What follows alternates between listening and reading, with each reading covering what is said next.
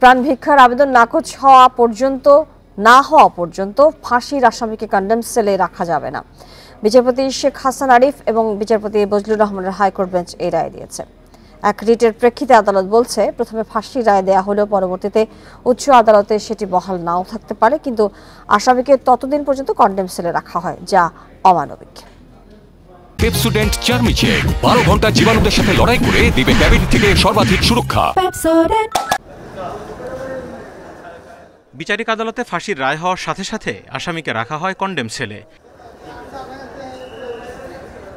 এরপর high court, appeal বিভাগ ও রাষ্ট্রপতির কাছে প্রাণ ভিক্ষা চাওয়ার প্রক্রিয়া শেষ হতে লেগে যায় 10 থেকে 12 বছর। তাই ফাঁসির রায় চূড়ান্ত না হওয়া পর্যন্ত কেন কন্ডেম সেলে রাখা হবে তা নিয়ে রিট করেন 3 আসামি।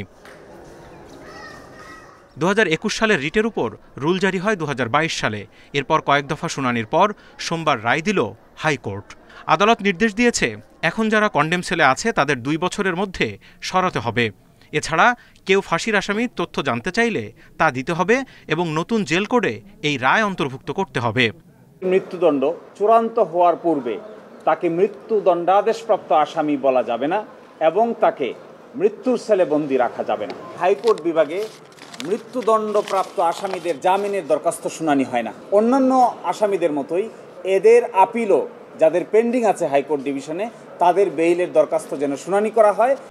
তবে হাইকোর্টের এই রায়ের বিরুদ্ধে আপিল করা হবে কিনা তা নির্ভর করছে সরকারের সিদ্ধান্তের ওপর। সুপ্রিম কোর্ট ডিসাইড না করার মতো কোনো কিছু ফাইনাল হয় না, কারণ আপনারা জানেন সংবিধানের 111 অনুযায়ী সুপ্রিম কোর্ট যে আদেশ দেবে, হাইকোর্টেরটা সবার উপর বাধ্য এবং সুপ্রিম কোর্টেরটা হাইকোর্ট সহ সবার উপর বাধ্য। অতএব সুপ্রিম কোর্ট গেলে বলা যাবে যে ডিসাইড করছেন লটা সেটেল করতে হলে সুপ্রিম কোর্টে যেতে হয়। তো এই ক্ষেত্রে আমি এখন তো নিজে জানি না, গভর্নমেন্টের সাথে কথা বলবো, আলোচনা করব, যদি গভর্নমেন্ট আমাকে ইনস্ট্রাকশন দেয় আমরা ডেফিনেটলি সুপ্রিম কোর্টে যাব। বিচারিক প্রক্রিয়ার দীর্ঘসূত্রতা প্রসঙ্গ উঠে আসে এই রায়ে। এ সময় সাগর রুনি হত্যা মামলার উদাহরণ টানেন আদালত।